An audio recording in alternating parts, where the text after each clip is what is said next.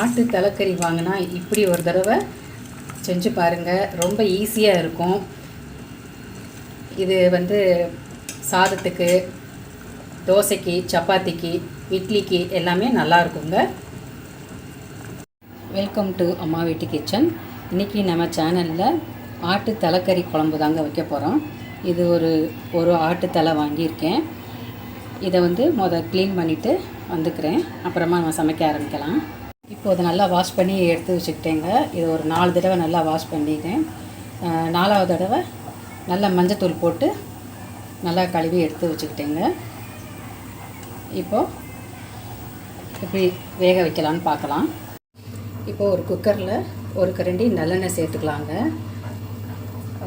இல்லைன்னா ரீஃபைண்ட் ஆயிலுமே சேர்த்துக்கலாம். நான் இன்றைக்கி நல்லெண்ணெய் தான் எடுத்திருக்கேன். இப்போ எண்ணெய் காஞ்ச உடனே சின்ன வெங்காயம் ஒரு 20 வெங்காயம் போல் ரஃப்பாக தான் கட் பண்ணி வச்சுருக்கேன். வேணும்னா பெரிய வெங்காயம் கூட சேர்த்துக்கலாம்.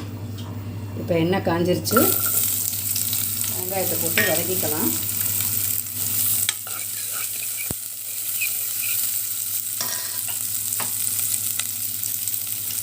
வெங்காயம் வதங்குறதுக்கு கொஞ்சம் உப்பு போட்டு வதக்கிக்கலாம். இது ரொம்ப ஈஸியாக தாங்க இருக்கும். என்னோடய சமையல் எல்லாமே ஈஸியாக இருக்கும், ஆனால் டேஸ்ட்டாகவும் இருக்குங்க. இது மாதிரி நீங்கள் செஞ்சு பார்த்தீங்கன்னா நீங்கள் ஸ்கூலுக்கு, ஆஃபீஸ்க்கெலாம் கிளம்புறப்ப டக்குன்னு செஞ்சுட்டு நம்ம எடுத்துக்கிட்டு கிளம்பிடலாம். ஓகேவா? இப்போ வெங்காயம் வதங்கிடுச்சு. இப்போ கழுவி வச்ச தலைக்கறியை போட்டுடலாம்.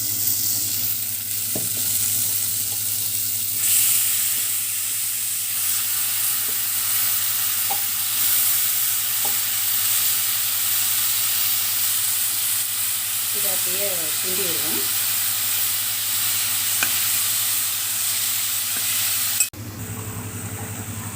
இப்போது ஓரளவுக்கு வதங்கிடுச்சுங்க.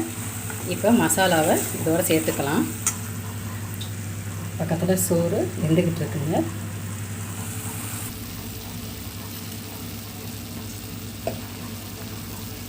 மஞ்சத்தூள், மிளகாய் பொடி, இது தனி மிளகாய் பொடி தாங்க, காரத்துக்கு ஏற்ற மாதிரி சேர்த்துக்கலாம். 1.5 ஸ்பூன் போட்டிருக்கேன். இப்போ மல்லிப்பொடி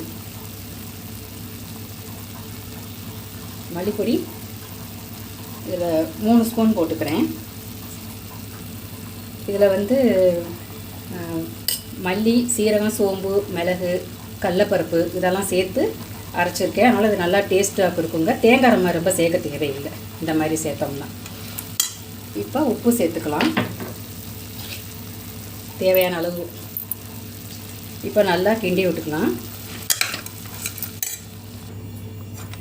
இப்போ நல்லா இதை கலந்து விட்டாச்சு.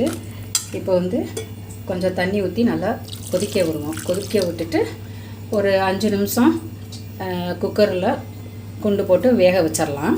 ஒரு 5 நிமிஷத்துக்கு வேக வச்சிடலாம். இப்போ நல்லா கொதி வந்துருச்சுங்க. இதை ஒரு 5 விசிலுக்கு வேக வச்சு எடுத்து வச்சுக்கலாம்.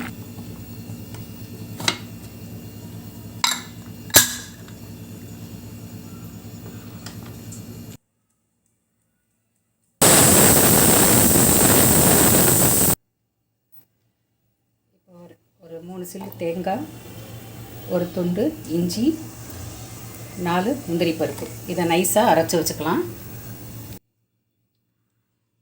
நைஸாக அரைச்சி வச்சுக்கணும்.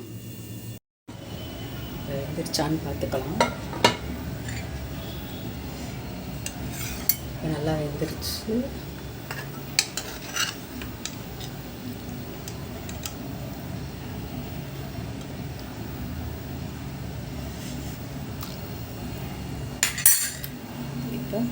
தேங்காய் ஊற்றி கொதிக்க வைக்கலாம்.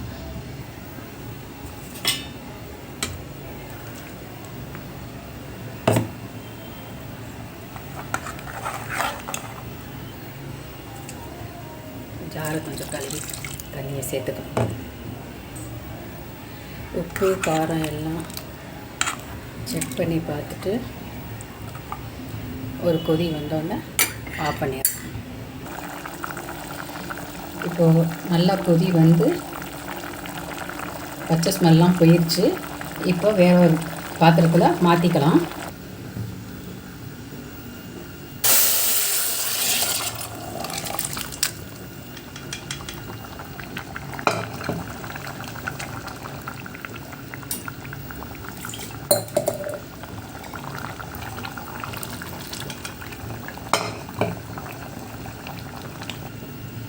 அவ்வளோதான். இப்போ நமக்கு தலைக்கறி குழம்பு ரெடி ஆயிடுச்சு. நீங்களும் செஞ்சு பாருங்கள்.